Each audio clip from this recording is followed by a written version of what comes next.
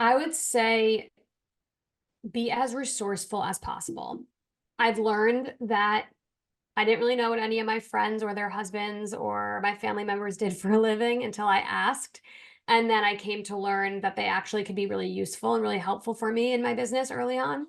Hmm. Um, so just asking people for help is huge, and most of the time it's free. And we were able to save a ton of money and a ton of time by using the resources that we had that we didn't even know that we had. So, my advice is just honestly talk to the people that you know and find out what they do.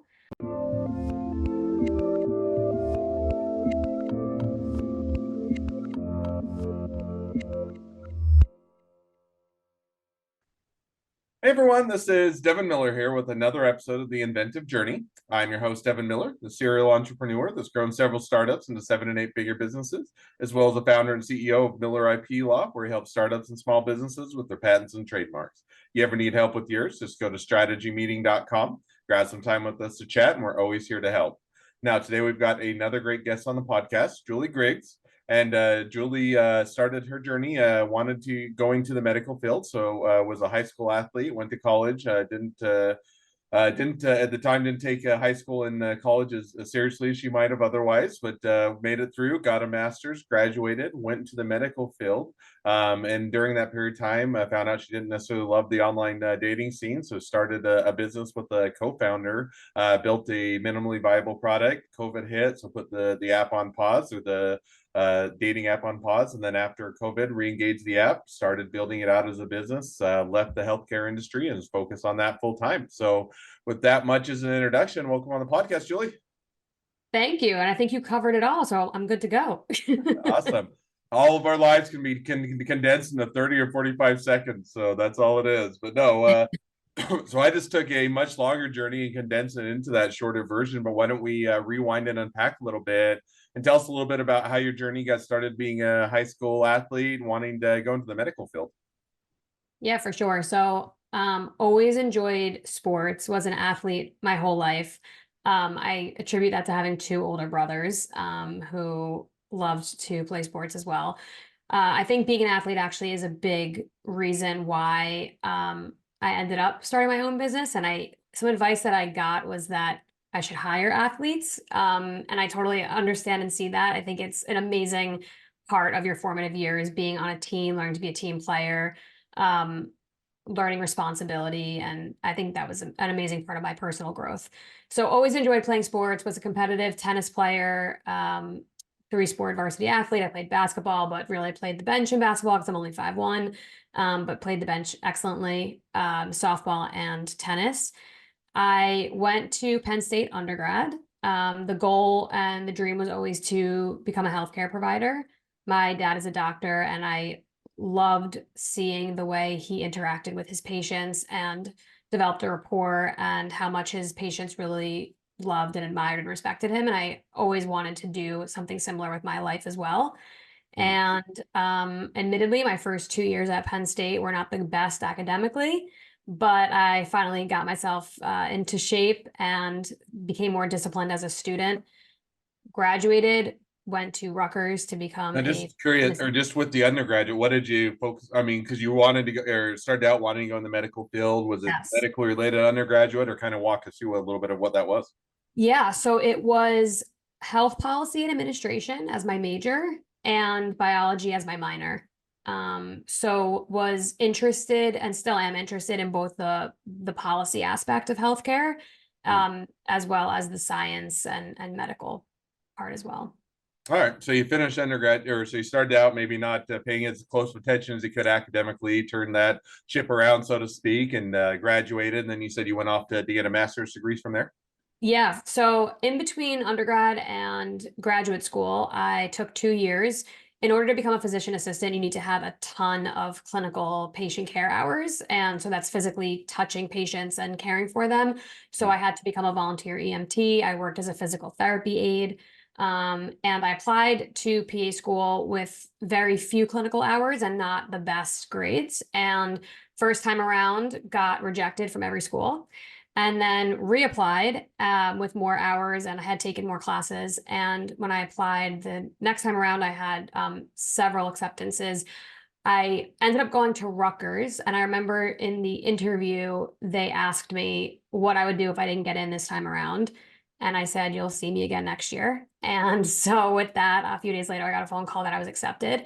So, that was a 3-year program. And it was actually in my final semester in that program that I co founded my startup, Foreplay.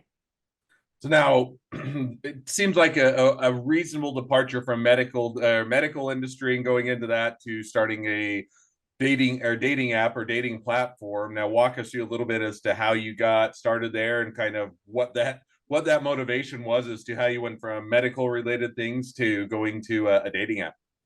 For sure. I mean, I always say that Danielle, who's my co-founder, she and I are incredibly fortunate because we were not trying to start a business by any means. That was not in the cards for us. And I know a lot of people are dying to start businesses and they're just trying to find what it is that they, want to pursue as a business. And so we're extremely fortunate that it came very naturally to us.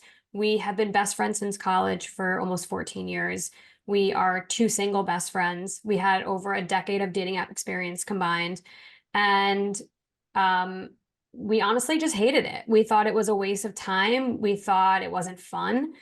I especially having given up so much of my personal time for my career, I was feeling like I didn't want to sacrifice any more time with my friends for first dates that likely weren't going to go anywhere. And so I said, like, how can I do both? How can I date while not feeling like I'm wasting my time and not missing out on nights with friends? And we changed Danielle's dating app profile at the time to both of us. We told guys to only like us if they had a single friend and we can double date. And that first week, we had an overwhelmingly positive response. People were telling us that we were geniuses. Thank you very much. That we should start our own business, that this is the way singles should be meeting. And we recognized that we had something special. We showed the response that we were getting to our families. They really encouraged us that if we didn't start this, somebody else would. And so, being two naive healthcare providers with no startup or business experience, we were like, sure, we'll just do it. Why not? How hard can it be? And here we are. So now you started out in doing that. Now it sounds like, and putting words in your mouth, but certainly correct them where they're wrong. That you started out this was kind of maybe a side hustle or trying it out. And so in other words, you were still doing the full time medical career and then doing this on the side. Is that right? Totally. So it started off very much a side hustle and not something we were ever going to leave healthcare for. In the beginning, for us, it was just fun, right? Like we wanted to have more fun. We wanted to use our own product, and that's why we did it. We continued to work in healthcare. Danielle is a nurse and a nurse practitioner. And so she was working at NYU. I was working at a federally qualified health center doing primary care for the medically underserved. And we were bootstrapping and self-funding. And COVID hit, and we were on the front lines as healthcare providers, and we felt like it was extremely irresponsible and inappropriate to be promoting socializing when the world was asking us to socially distance. And so we kind of put things on pause with Foreplay, and we just focused on healthcare. And in the background, we were building out the business. We were figuring out what we wanted the brand to be, what we were not, why this wasn't a feature, why this had to be its own platform. And did a lot of research and found disturbing statistics around dating app usage and the correlation with dating related violence and poor body image, self-esteem, sexual health, and sexual practices. And so we realized that there was actually a huge need for a safer way for people to date. And that way is Foreplay, which is an app where single friends team up, create a shared profile, and match with other pairs of single friends with the goal of being a double date. And so basically, we take this idea of safer and healthier dating, which maybe isn't so sexy, and we packaged it in a name that is very clickbaity and cheeky and named it Foreplay.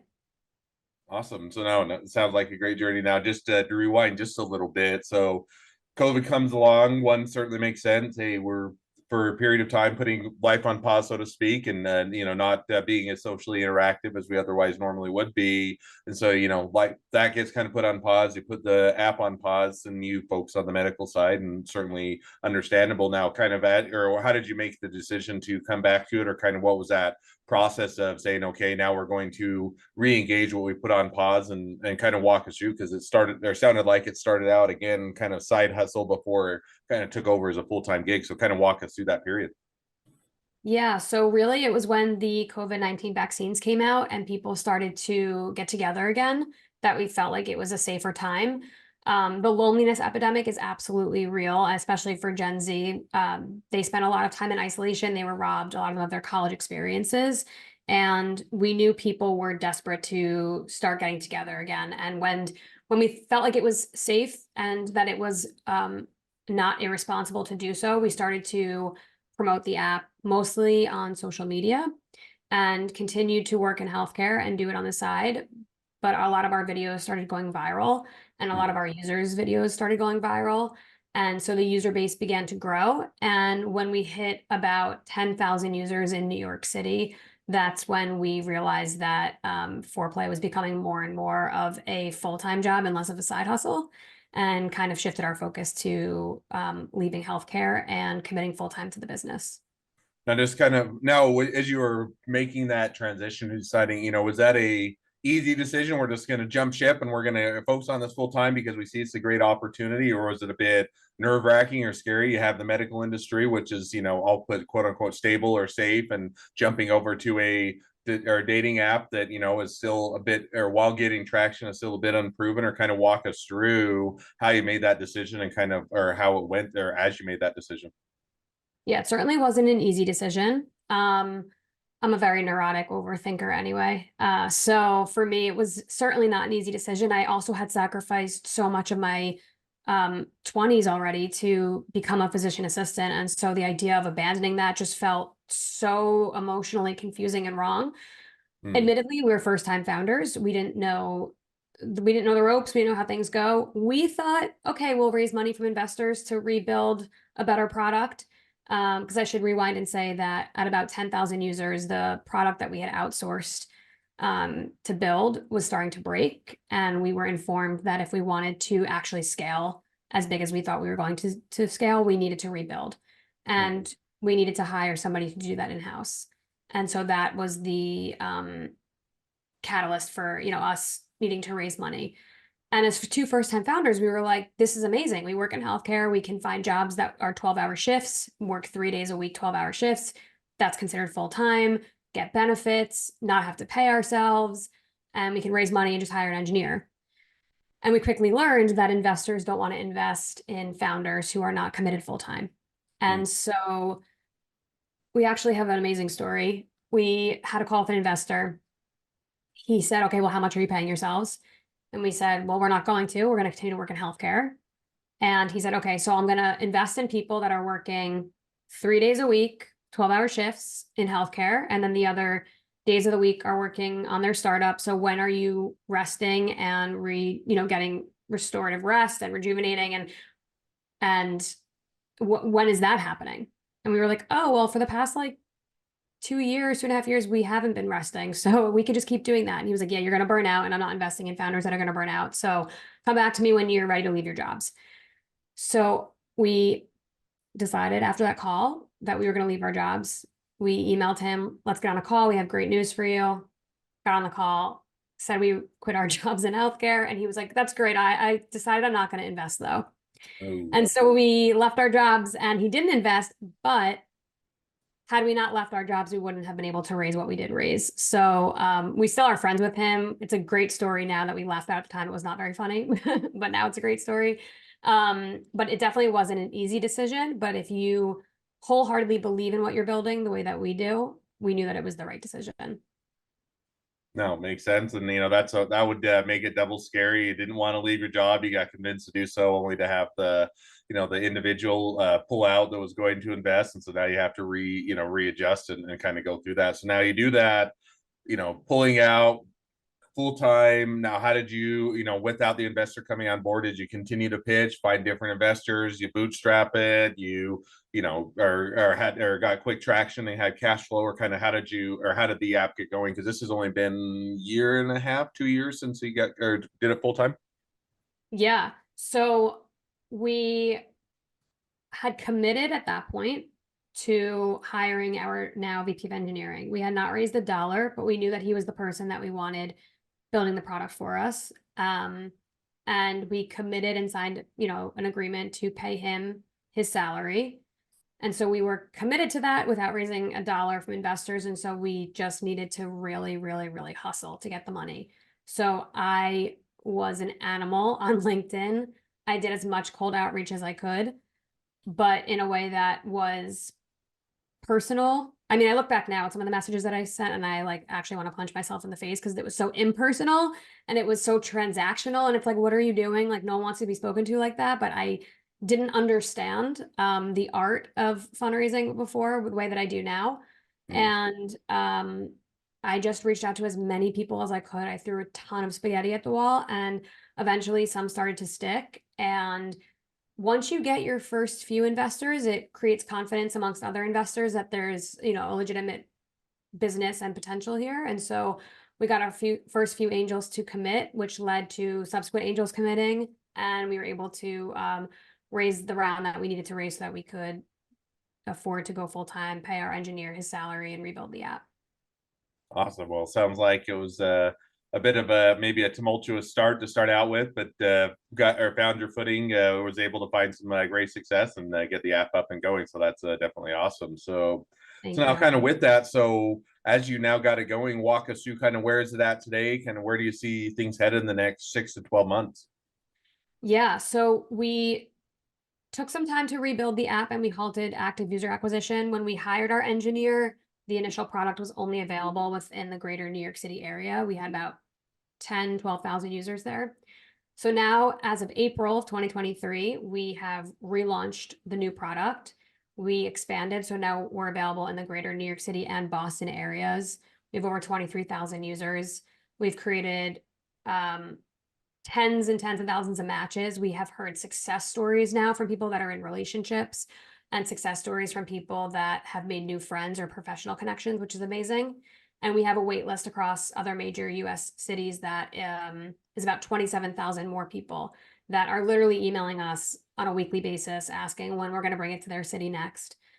So it's been a really exciting time for sure. Really exciting. And it certainly hasn't been easy. I mean, launching a social app during a global pandemic, trying to fundraise in 2022 when it was one of the worst fundraising climates ever, certainly was no picnic. But I think it's made us a stronger company. And I genuinely believe that if we were able to get through that, we're going to be able to get through anything. The next 6 to 12 months, we are looking to continue to grow vertically in Boston and New York and increase the user base here so that we can turn on our premium subscription and start monetizing the business.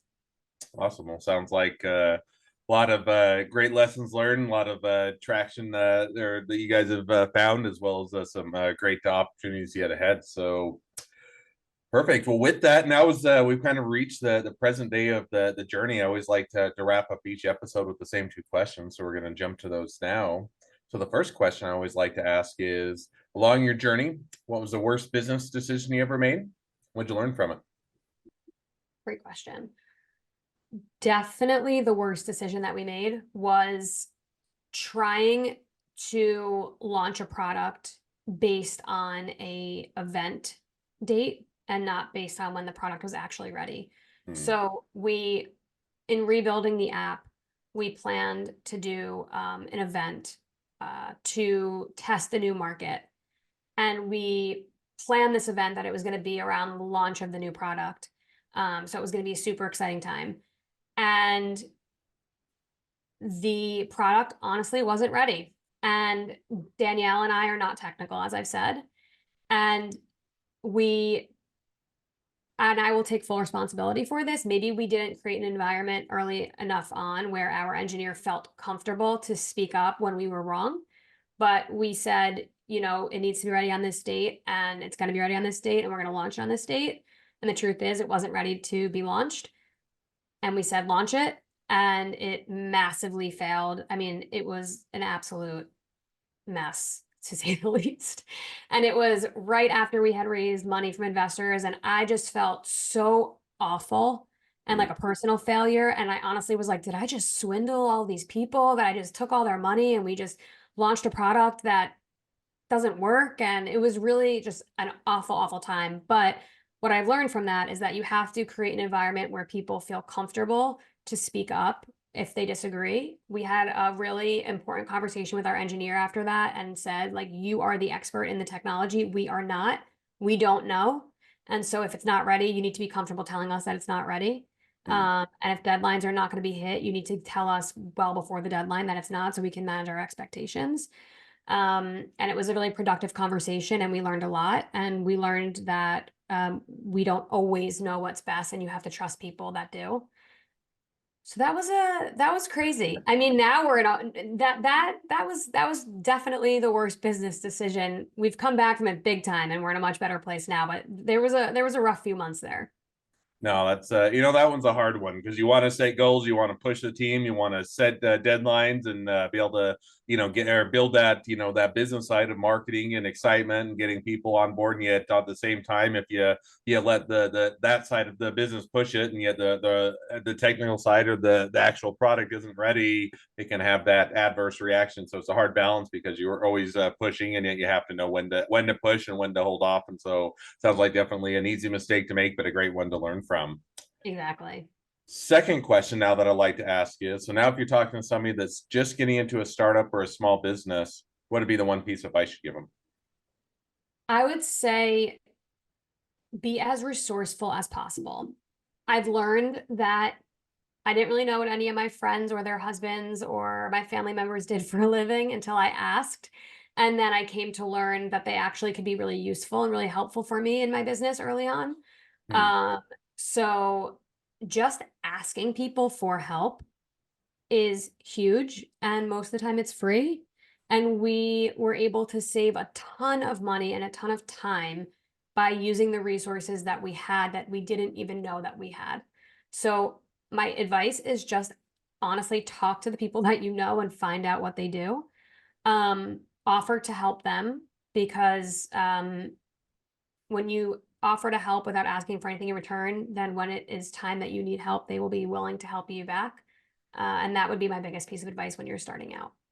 No, I think that or oftentimes easier said than done in the sense that usually as a founder or as an owner of a business, first of all, you're type A personality. You want to get it all done yourself. You think you can get it all accomplished. You don't need to reach out to anybody else. But then you're also sometimes thinking that you don't want to burden people, you don't want to put them off, or you don't want to do that. And yet, oftentimes, your greatest resources are the ones that are near closest in your network and the ones that you already have a good relationship with. So definitely a great piece of advice and a great takeaway. Well, now as we wrap towards the end of the episode, if people want to reach out to you, they want to be a customer, they want to be a client, they want to be an employee, they want to be an investor, they want to be your next best friend, any or all of the above, what's the best way to reach out to you, contact you, find out more? Yeah, always taking applications for friends, so that works. You can find me on LinkedIn, Julie Griggs. If you are interested in joining Fourplay, if you're in the greater New York City or Boston areas, you can download Fourplay in the App Store. It's spelled Fourplay. Otherwise, you can join our wait list so that we know to come to your city next. You can visit our website at fourplaysocial.com. And that's probably the best way. Awesome. Well, I definitely encourage people to reach out, make a new connection, support a great business. If nothing else, make a new best friend. So, with that, thank you again, Julie, for coming on the podcast. It's been fun. It's been a pleasure. Now, for all of you, the listeners that are out there, if you have your own journey to share and you'd like to be a guest on the podcast, we'd love to have you. So, just go to inventiveguest.com, apply to be on the show. A couple more things as listeners. Make sure to click share, subscribe, leave us a review. Helps us to reach even more startups and small businesses to help them along their journey to success. And on that note, if along your journey you ever need help with patents or trademarks or anything else for your startup, your small business, just go to strategymeeting.com, grab some time with us to chat, and we're always here to help. Well, thank you again, Julie, for coming on the podcast, and wish the next leg of your journey even better than the last. Thank you so much. It was a pleasure.